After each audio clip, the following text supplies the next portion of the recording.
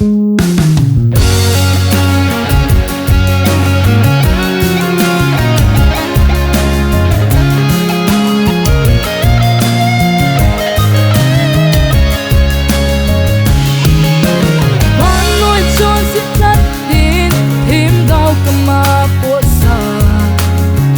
khăng quy ako Giêsu ahong pintay Chiều tế Bethlehem Giêsu lên chỗ tế Christmas tu ba chung nung ha chẳng pa kipana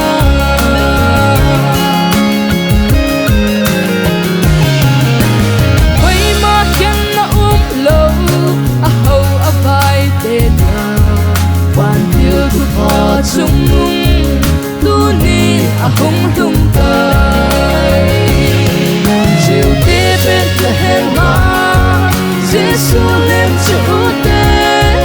Christmas tu ba chung nung họ chẳng pa kipana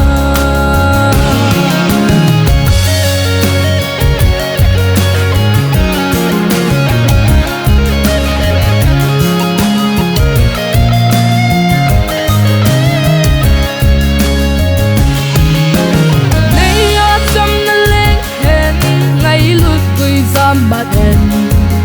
và thiên lệ mi him dia chấm na và cái Giêsu chiều tế Bethlehem Giêsu lên chỗ tế Christmas tu ba chung nung ha chẳng pa kipana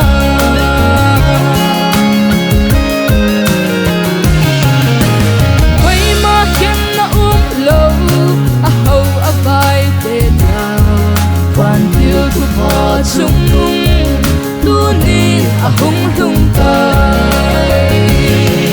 chiều tế Bethlehem Giêsu lên chỗ tế Christmas tu ba chung nung họ chẳng pa kipana chiều tế Bethlehem Giêsu lên chỗ tế